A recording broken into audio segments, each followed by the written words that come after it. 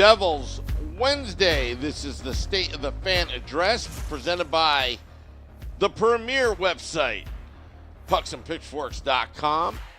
Streaming live on Facebook Live, YouTube Live, X Live, and Twitch. I'm your host, Sam Wu, here with the editor-in-chief extraordinaire, Nick Villano.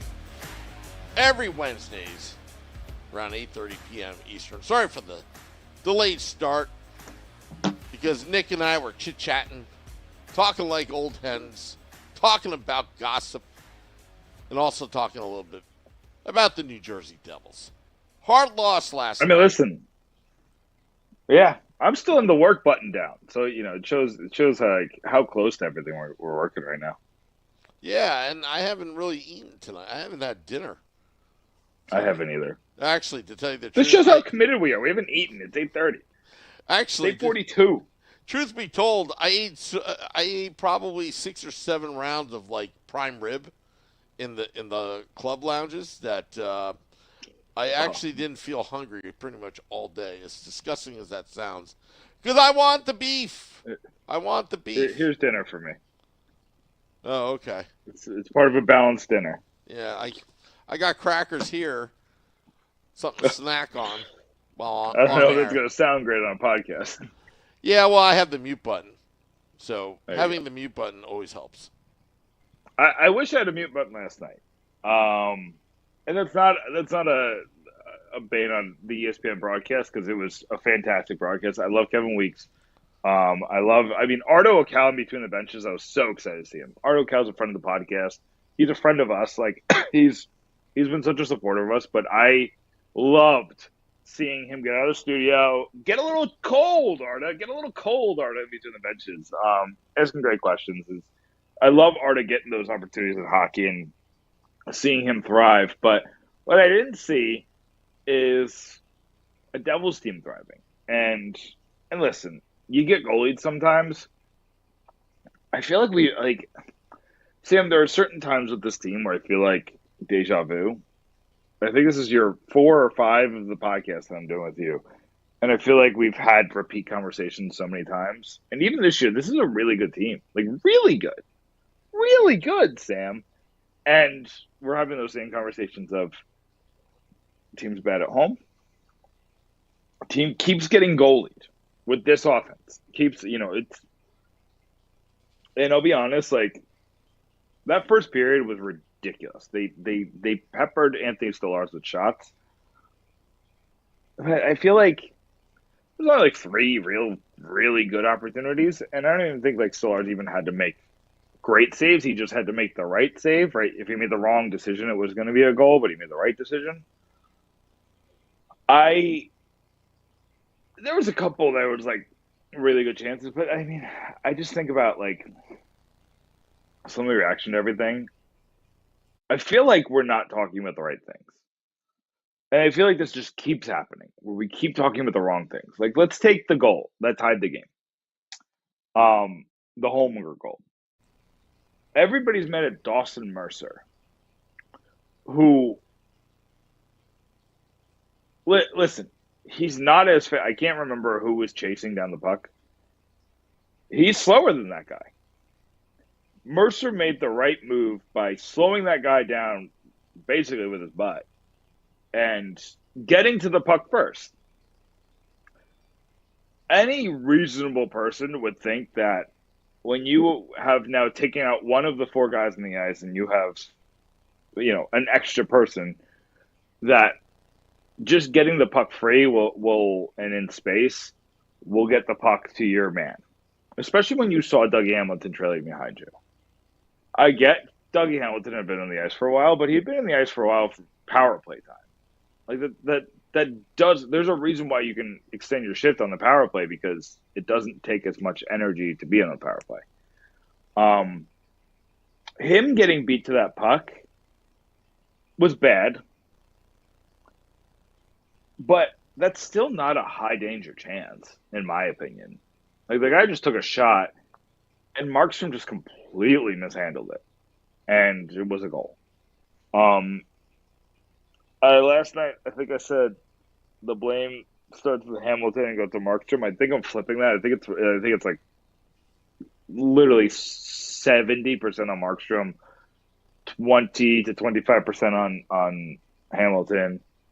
I give a little blame to Jack Hughes for losing the puck. I don't think he had to put the way he was handling it. I don't think he had to put it even in that position, but it's a small percentage. And then maybe Dawson Mercer. But again, like Dawson Mercer got to the puck. And, he got the slew foot, and he still got the puck away from the guy who was trying to get it. So that's like one example where we're just focusing on the wrong things. And I like Dawson. I'm not going to sit here and pretend that Dawson Mercer's having a great season. He's not. He's been average. And here's what it is. I saw this from Jesper Bratt when Jesper Bratt kind of missed a bunch of training camp for contract negotiations. You saw kind of an average guy, and like you kind of overreact to that. I think Dawson Mercer is going to explode next season. Like just absolutely, like maybe a 60 or 70 point season. So I'm not ready to give up on Mercer, nor am I really that critical of him because, again, he's average. Like he's not the reason why we lose ever. He's just he doesn't shoot. It's a pain in the butt. I really wish he would shoot more. He does need to have a little bit more situational awareness, but that'll come with time. He's 23. He still has time to kind of grow his game. I think he's going to explode next season. But when I see some of the other things, Jesper Bratt in overtime had I really think he had like a really open net, and he missed it completely, just completely. I know Austin Matthews missed a couple open nets as well. So it is what it is. But Sam, I don't want to usurp this conversation. So what do you think? I agree with you that Devils fans, analysts are all concentrating on the wrong things. Maybe I'm in the minority here. I didn't think last night was that bad. It was disappointing. They were dominant. You should feel good about last night. Yeah, I mean, everybody's harping on the 1% stuff that went wrong. Sometimes, and I said this on Devils After Dark, that sometimes the puck bounces the wrong way. You get a bad break, and, Markstrom should have had that save. I was there. Row 11, section 18, eating my prime rib. And the first thing I thought was, it wasn't that bad. It wasn't that bad.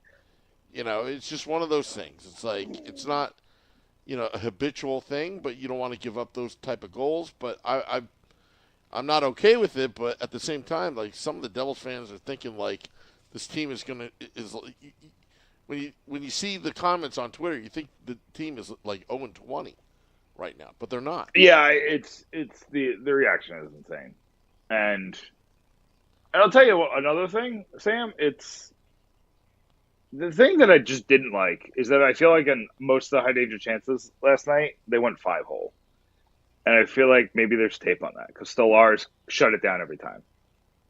That was the only thing that was like, ooh, I don't love that. You know what I mean? That most of their opportunities are 5-hole. I'm going to say something that's makes no sense to maybe some, but makes sense to me, so I'll say it. You know that cliche, go hard to the net? Yeah.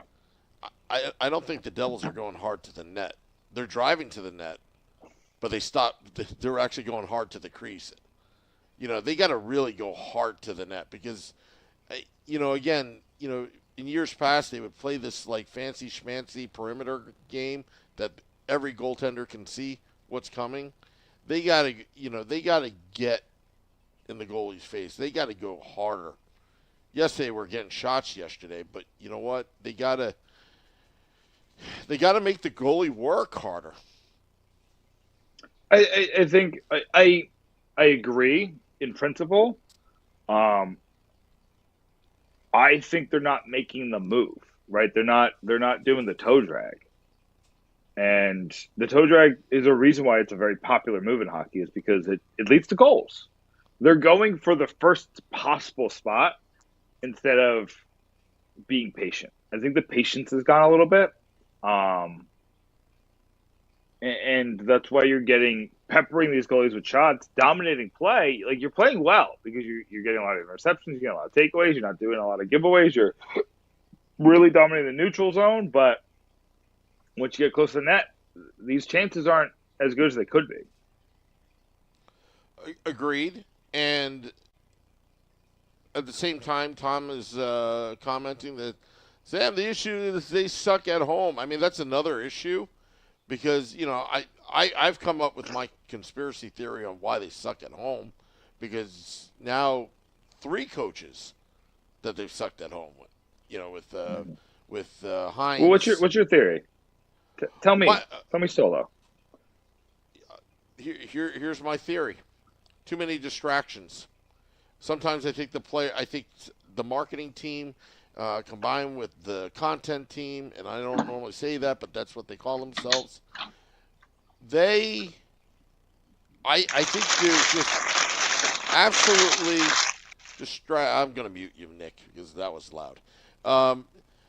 They honestly just, I don't know. I just think there's just too many distractions at home. I don't know what it is, but there's just too many things going on. Whereas on the road, it's all simplified. You're in a hotel room. You go to breakfast. You get the optional morning skate, and then you play the game, and then you're done. Am I muted? Oh no, I unmuted you once. Okay. When I see the levels blaring. Right. That was my fault. I had to run, and I was afraid that one of my pets was going to go eat my dinner. I just realized it was sitting on the dining room table. Just so you know, Nick, you can mute from the computer if you need to do that. Okay, fair enough. Yep. I see that now. Yeah. No, I'm just trying to help you out. See, this is what we do live. Is give production value hints. Tips. Yeah, tips. That's what they call it. But anyway. So I'll tell you this. This season's a little different. There's 2 stats that really stand out between the home and the road splits. The one that does have an impact is the shooting percentage. They're shooting, I think, 9.5% at home and 12.6% on the road. Some people attribute shooting percentage to luck, but I do attribute a lot of it to quality shots and quality chances and a little bit more focus, a little bit more, strategy and all that. I think the offense is struggling at home. It's almost like, they talk about the last change as it's this big. It's this important thing, and it is. I'm not going to downplay it. I've now seen 3 coaches who have overthought it. And Sheldon Keefe is early in his tenure, so not like, and he's not nearly as bad as Hines was, and Lindy wasn't. Lindy fixated on a couple things. Like he definitely fixated on that McLeod line, and like he's terrible. I get it, but he did fixate on the McLeod line being against the top lines 2 years ago. And then he tried to do that with the Nico line last year. I think they're trying too hard to get that Nico Hischier line against the other team's top forwards. And then what you do is you change the threshold for a win. So instead of a win being an offensive chance with the Nico Hischier line, which should be your second best offensive line, your win is to shut down the other team. And that just doesn't. I need more from the Nico Hischier line than to just shut down Nathan McKinnon.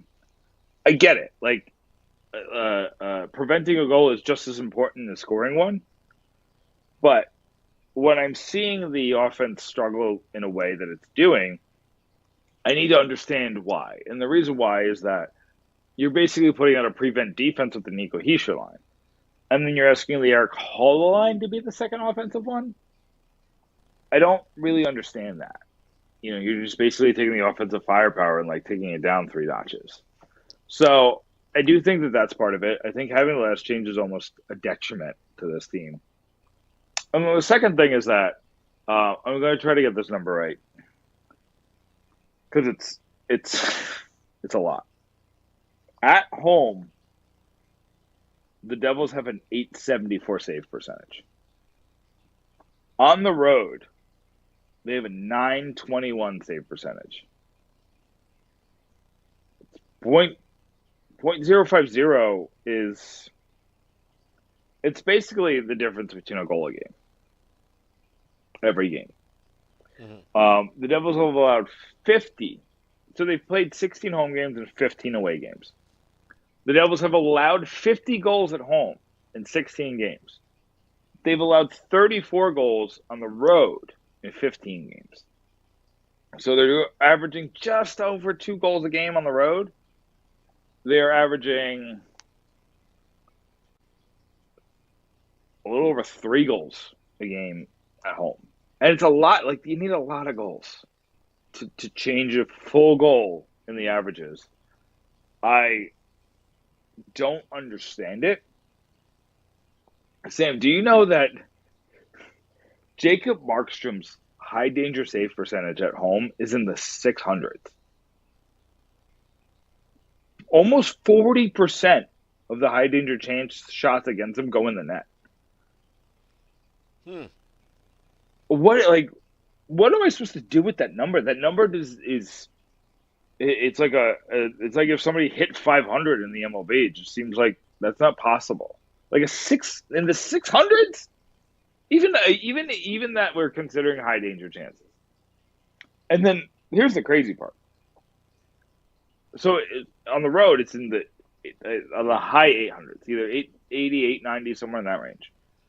Jake Allen is like a 760 at home against high danger chances.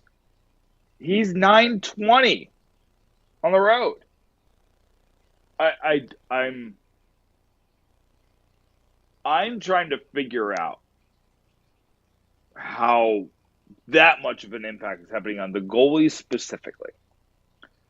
I can make excuses, like I said, the last change. There's certain reasons why the shooting percentage isn't making sense.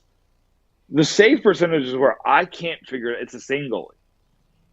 And I understand where you're coming from with they have more distractions, the marketing team, the family, but I can't put my finger on it. Like, why are the goalies like, Sam? We have Vitek and Mackenzie Blackwood in that from 2 years ago. This season at home, and then on the road we have Connor Hellebuck and Prime Brady Brodeur. I don't understand it. I don't understand this much of a disparity. It's fine to have a couple points. Then it's just like, maybe you like to travel. Maybe you get excited to. All right, let me give crowd. you some details of what I'm talking about. Okay. Because think about opening night. Okay, Opening night. We're all fired up. Who did we play in the opening night? We played the Toronto Maple Leafs, right? No, I know. No, was it Toronto? I guess it was, right? Because Buffalo was the first 2 games. Yeah, on opening night. I'm talking about at home, the first home game. Help us out, because I know it's Toronto. But anyway, now you're second guessing. I'm second guessing myself. If you know it, you know it. I trust you. And what happened? What happened in that game? They got mollywopped. Okay. We got destroyed. What happened on opening night? You had all the hype. You had granted, Luke Hughes and Pesci didn't start the season. But you had the red carpet event outside. You had interviews. You're meeting and greeting with the fans. This is all about fan engagement. I'm all for it. But not before opening night at the Rock. Can we do this in the summer? That's all I have to say, really. There's too many distractions. And what jersey? Remember when they were, in years past, what jersey that they're gonna wear during warm-ups? And then people would say to my argument, "Oh, woo, every other team does it." I don't know, because then try to explain to me why they suck at home. And I think they're just being coddled too much. I honestly think they're being coddled too much. I'd start to get rough on them a little bit. Instead of having VIP parking, maybe they make them park at Green Lot 7. Do something. Because it just seems like they believe their own press releases, as a cliche. That's what I think, because I don't think anybody can explain it, because you're talking about 3 different regimes with the same exact problem. So that tells me it's coming up from the top. I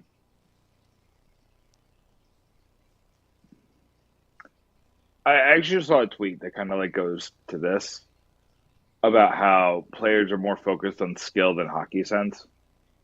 John Butchcross of ESPN put it out. I think it's one of those things where, I don't agree with you, but I see the point you're trying to make, and, it's almost there. I'm not going to sit here and disparage the players, because I do think that, there's a certain hockey. I've talked about hockey IQ with draft picks. I do think that it's being taught, but it's almost like a player has to ignore their skill and pure talent and what their talent is telling them to do in order to make the right hockey play. And that's hard to do. You've lived off your talent for so long. And it's almost like ignoring your instincts.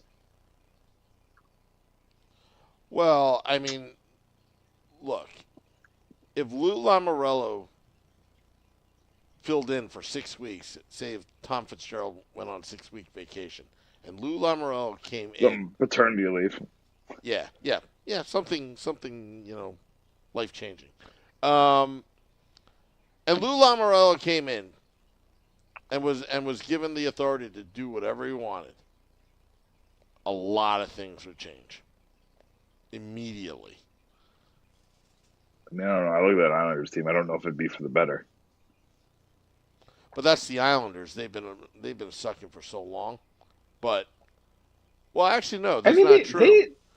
They were in the Eastern Conference Finals in back-to-back years, right? Yeah, but what have the Devils done? Nothing during that time. So people can criticize Lou all they want, but they've done much better than the Devils. I don't think Lou has done a bad job with the Islanders. I just don't think he's. But that team is just. Yeah, that team is just built so differently. Yeah. I don't think that would work here. And I think Lou had a lot to do with the Toronto Maple Leafs as well. Because remember, before Lou got there, that organization was so disorganized. There was no structure on anything. Lou eliminated distractions. No social media. None of this, bull crap. And to be fair, you're going to wear a tie. I don't think the Devils use social media a lot. I don't think so. I don't think the Devils use social media a lot. I don't see Jack Hughes on there. I don't think they're not on there a lot. I don't think it's a hockey thing. I think a lot of hockey players pay attention, but I don't think the hockey players that use it are usually clowns. Those don't have a lot of clowns, Well, yeah, you're correct, because there's probably CBA rules and all sorts of rules now involved. When social media first started to come out, Lou put a squelch to that immediately. No MySpace. Yeah. But that no that's quabbling over who's in the top 8. But nobody has, you can challenge my theory all you want, but nobody's nobody's come up with any kind of hypothesis in my mind that Well, I gave you one for the offense. I think with the offense, again, my eye test says. So Go ahead. you don't think that there's like if I keep telling Nico Hischier, Timo Meyer, and whether it's Dawson Mercer or whoever is the third guy on that line to go up against the other team's top line, what do you think your number one priority is? It's to win the battle, but to win the battle with them is to get off the ice without a goal. And you're taking one of your that was the beauty of having the McLeod line, is that then Nico Hischier's line, Jack Hughes' line could focus on driving offense at home. And McLeod's line could focus on shutting down the McKinnons, the Matthews, the McDavids, and Draisaitls of the world.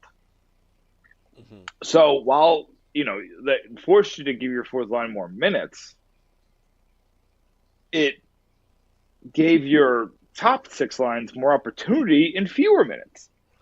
So not only were you prioritizing the minutes of your top six, you were giving them more rest, you were giving them more opportunity. It is what it is. Like, the evidence or the charges against McLeod are disgusting. I don't even want to get into that. I'm just trying to talk about they haven't been able to replace that theory. Well, Wimpy, and they keep trying to do it with Nico Hischier's line. Well, Wimpy says, and I'll try to make it family friendly. We need more crappy and gritty goals. Can't be always Instagram hockey. And Jay Snow says the bottom six have been garbage as of late, and I couldn't agree more because I think the bottom six carried this team in the beginning of the season. But Cotter, Lazar got hurt, and then Bastian got hurt, and then Cotter, has been bounced around, and he's starting to cool off a little bit in terms of the scoring department, and that may be Nason was moved. Yep. So maybe that's the reason why, but it still doesn't explain why on the road and why at home. It's just a big difference. Like, I was dreading this 5-game homestand when I saw it on the schedule. Dreading it, Nick. Yeah. Dreading what? Are they 1-2? They have 2 more games. They have one against the Kings tomorrow and one more, right? Yep, against the Chicago Blackhawks. Early matinee. I think you got to win these 2. I think I'm not calling them must win, but you got to come out of this 3-2. Maybe I think I'd accept an overtime loss. So you beat the Blackhawks and then lose in overtime to just because you got the point yesterday. You got to come out of this homestand with 6 points. That's not even asking about 6 points in 5 games of a 5-game homestand. Don't be asking that much, but you have to. You have to avoid that. I'm gonna share with you the records, the points percentage differences of home and away. On the road, the Devils are, if you took the road split and took it over the whole season, the Devils would be 1 game behind the Capitals in the Wild for the best record in the NHL. Best team in the league. If you take their home record, Sam, they're worse than the Rangers. The Rangers are in full-on tire fire mode. They are in strip it down for parts. They're in this is the worst thing that could happen to us. The Devils are worse at home. They're worse than the tire fire across the Hudson at home. It's the number one thing the Devils must address. It's more important than the goaltending. It's more important than adding a guy to the top 6 and really rounding that out. The most important thing is for Sheldon Keefe to figure out what is the difference. And I'll tell you something, Sam. I I am not a person who's going to get into the details of somebody's family life and understand how it impacts. But an interesting part of this is that interview that Sheldon Keefe did the other day. I'm like hesitant to even bring this up, but I think it's relevant. He says he flies home every time he gets a chance to Toronto. That's just a lot. Like you're already traveling for all these games. You already have these distractions, and then you're like trying to find like a few hours you could fly home, spend with your family, and like listen, you got to make it work. You got to make it work. Like even when you're the head coach of the New Jersey Devils, family's most important. But I have to wonder, like that sounds awful. Like me and my wife have been long distance before on a couple of occasions, and we made it work, but we were tired. I don't think we were like our best selves at work. And like I'm not comparing myself to an NHL coach, but I don't Well, love Nick, that for him. that's actually normal in the NHL. I mean, I think Tom Fitzgerald. I think. To fly home on the off to fly to Toronto on off days.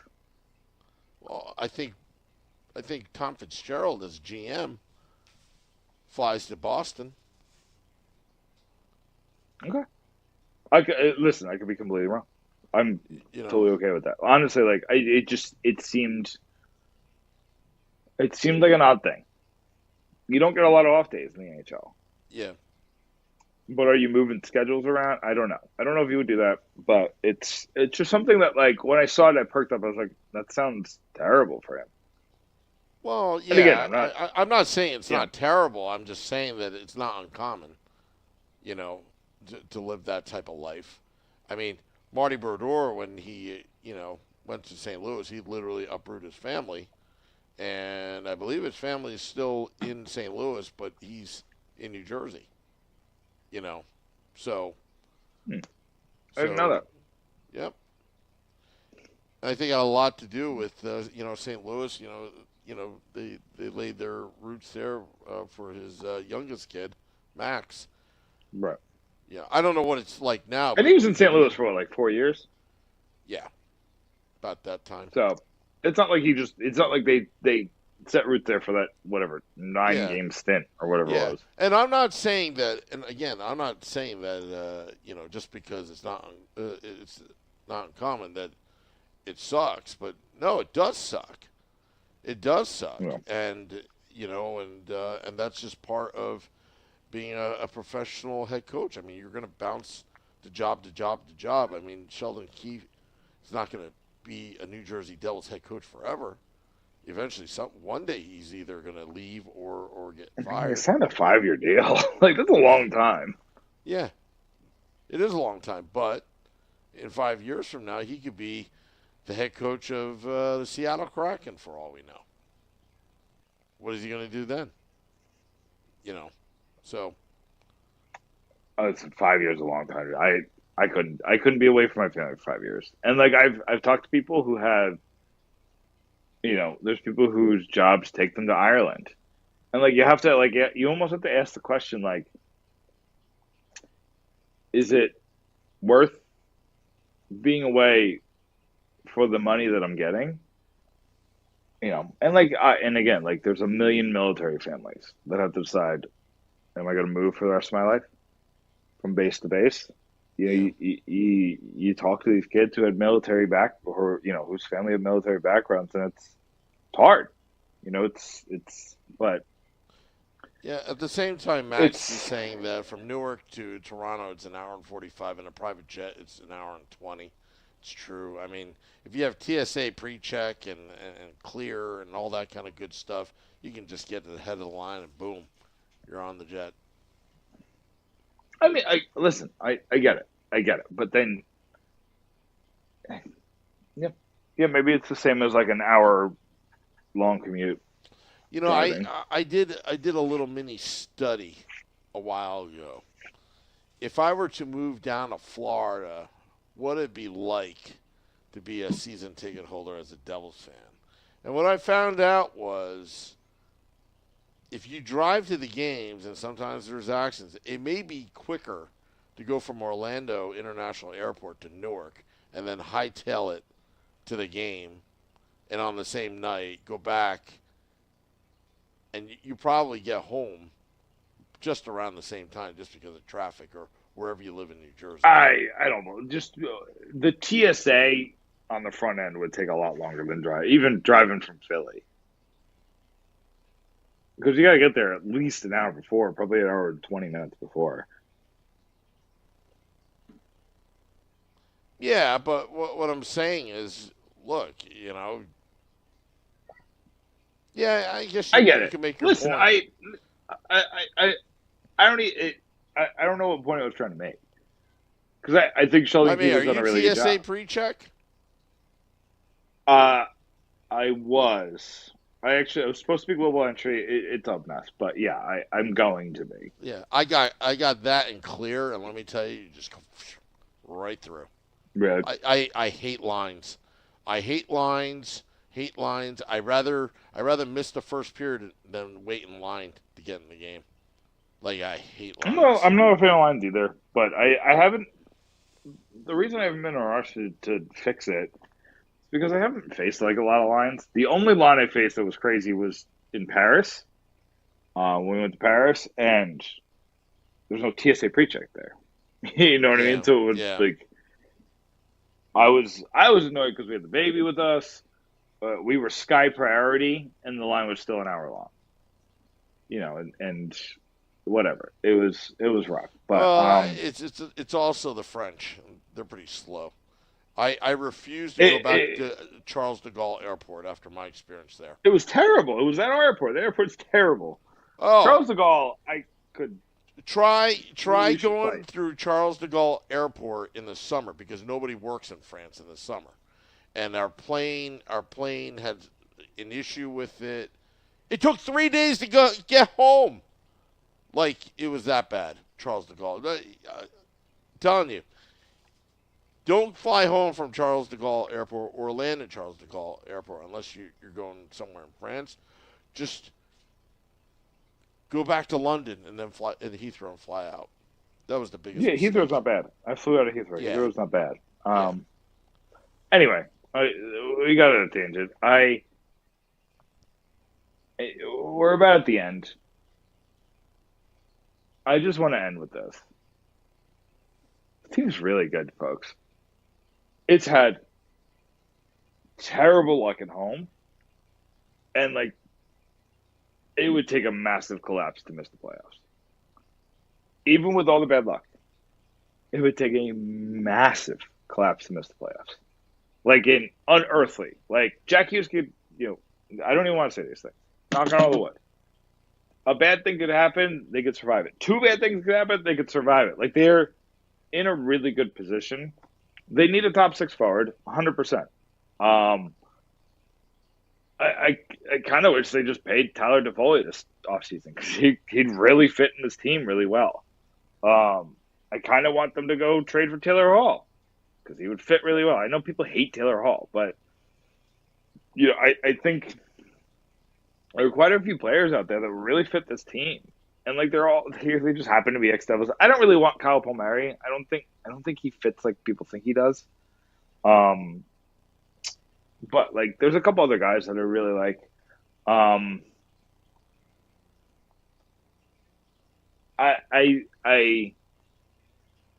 I think the Devils are going to let December play out. They got some interesting games in their schedule. They do this all the time, where they have a bad stretch, they have a good stretch, they have a bad stretch. And that's kind of what happens when you have a new coach who's a good coach. It takes some time to really gel and understand this offense. The defense that Sheldon Keefe has put in place is so phenomenally good. Especially since they sent Nemitz and Casey down and returned Pesci and Luke Hughes lineup. Think about Sam. There's no thought to changing this lineup at all. To changing this defense. It is the six. And the guy at the bottom is Brendan Dillon, who provides a lot for this team. hard hitter. He's hard nosed. He does a lot of good things. He's a guy who maybe is just having a little bit of struggles with the system, but hopefully he figures it out. With Dougie Hamilton and Brendan Dillon as your weakest pair, you're in really good shape. You're in really good shape. So this team is really good. Try to enjoy it. Like, I'm sure a lot of people are saying like that's rich coming from me because I was once a very negative person about this team, but I truly like watching this team. I truly enjoy how they can just dominate some games, really just take guys to the woodshed and just really play well, and like even against really good teams. The home thing's weird. It's weird. I don't know how to fix it. I did the research yesterday. I have an article on pucksandpitchforks.com right now about the numbers of the home and away split. Digging deeper even than what we've talked about. There's some more numbers in there that don't make a ton of sense. But trying to figure out what's going on. And we will continue to dig into that. But yeah, I think I do want fans to try to appreciate this. I know we've been hurt for so many seasons. Try to appreciate this year. It's going well. Well said, Nick. Well said. I had a great time last night at the game. Disappointed. Still 1 point. You're going against an elite team. Yeah, now, at least they got a point. Now the LA Kings are coming into town. Hopefully they can take advantage of their jet lag, is what Scotty would say, and try to get 2 points out of it. And against jet the lag will Blackhawks. knock you out. Although the Blackhawks, You have to I win think that Blackhawks that's game. a trap game like no other. Who do they play after the Blackhawks? Where are they going? My brain doesn't function past Saturday, Nick. Okay, let me check real quick because I just want to see what kind of trap game we're looking at. Is that the Rangers game next? That's on the 23rd. No, you got 2 days off, and then St. Louis, and then Columbus, and then you got Pittsburgh and the Rangers. It's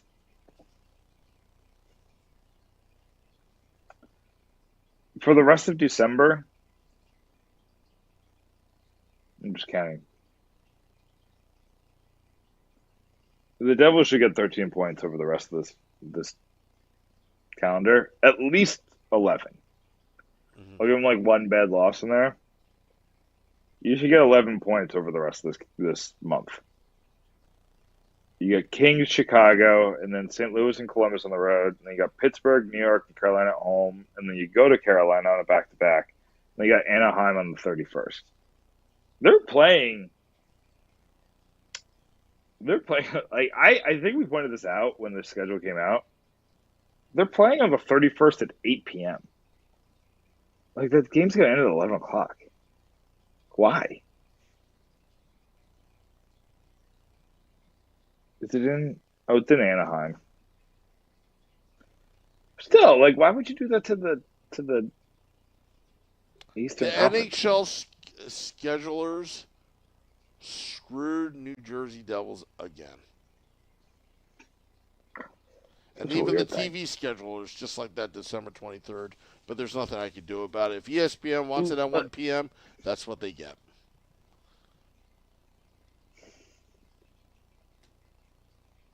Say love you, Sam. That's all I got. Ready for plugs. All right, well, start plugging away. Pucksandpitchforks.com. I told you, I wrote personally 4 articles yesterday. And then we got another one that went up just a couple hours ago by Todd Matthews, 3 Devils players who are underperforming so far this season. Kind of gives you an idea of who's doing what. But I wrote about the home and road splits. I wrote about the story, just the game, and just my thoughts on the game. And then I wrote about that hit. We didn't really talk about the hit, Sam, but the hit to Jack Hughes. The people say it's not a penalty. I have no idea. Charging is one of those things that's like hard to quantify, but that looked like textbook charging. I think you should put that in the NHL rulebook. A picture of Max Pacioretty hitting Jack Hughes because it was charging. It should have been at least 2. I don't think it should have been a game misconduct or a 5, but it was definitely a penalty. It was a penalty-laden hit. Whatever. It is what it is. I talked about Nathan Bastian returning and why that's important. We didn't talk about Jacques Lemaire in the Ring of Honor. I saw you did a podcast on it yesterday, so we didn't have to get into it too much there, but totally earned. Dr. Lemaire makes so much sense. He's older, so get him in while he can enjoy it. I love that. That's such a smart move. And then Charlie Borges Jr. did a really good story about the numbers behind the Devils against former goaltenders. Scott Wedgwood, Mackenzie Blackwood, even like John Gillies, like taking a look at Corey Schneider. We forget that Corey Schneider, after he left the Devils, played 1 NHL game and he beat the Devils. So it's kind of why he played 2 years in New York, but he played in the AHL the whole time. Played that 1 NHL game, beat the Devils. Neil Villapiano talked about a reunion with Taylor Hall. Just looking down to see if there's anything else. I talked about the shutouts. Why do the Devils keep getting shut out? Went into the analysis of why the Devils keep getting shut out. Talked about Justin Bratt hitting 500 games, being an inspiration to the league. And then the Devils got named by CNBC as a franchise worth $2 billion. I really don't see it, but I did the analysis of kind of like where those numbers come from. Again, I don't see it. I think their numbers are wrong, but say Levy. Well, that's all on pucksandpitchforks.com. Well, it depends what they're including. If they're including the arena, I could see a valuation towards that $2 billion. Yeah, I agree. I don't think they are, though. Maybe I'm wrong. Maybe they are. Maybe they're just doing the assets, you know? Well, yeah, because it all depends how they're doing the valuation, because if the Devils are the anchor, right, I believe that the Harris Blitzer Sports Entertainment folks, smart people they are, not only making money with around the anchor, meaning concerts, but the real estate around Prudential Center. So if you add all that stuff together with, I remember, and I'll end on this note, I remember when the Devils were coming to Newark, and I had this pipe dream of going to school in Newark, getting an apartment or buying a house at that time period in 2005. They were going for, I think, about $38,000. And now the price is like, I remember the square footage was like, per square foot was like, I don't know, $17 square foot. And as soon as the Devils were there, it became like, $2,000 per square foot real estate. Wow. Yeah. So yeah, it's important. Yeah, all that stuff is important. And again, last but not least, was Steve Cohen, who's my favorite owner in the world. I wish he bought the Devils, but what he's doing with Citi Field, the whole Juan Soto signing, and building the real estate around Citi Field, being the anchor. He has the financing capital to do this kind of stuff, and that's why these guys are worth billions, because they make tough decisions, but they have the resources to do it. Anyway, just go to joinourcrew.com. Joinourcrew.com. Sign up, and also maybe on the next Woo Report, I'm going to be talking about the rumors of another outdoor game. I don't know how true they are, whatnot, but I would love to talk about. Good topic. Where would you go? Real quick, just to give that tease. What's that? Oh. Where would you go? Oh, you got to stick it here on the Let's Go Devils podcast network. On Twitter, at Let's Go Devils Pod. On Facebook, at Let's Go Devils Podcast. Let's see here. Twitch, at Let's Go Devils Podcast. And on our YouTube channel, at Let's Go Devils. And on Apple Podcasts and Google Podcasts and all those wonderful, wonderful platforms, Nick. We're everywhere. Everywhere. everywhere you can enjoy podcasts, enjoy video. Yep. We're there. And go to pucksandpitchforks.com, pucksandpitchforks.com. Your source for all the blogs, opinions, and facts. Anyway. See you later, Nick. Till next time, let's go Devils.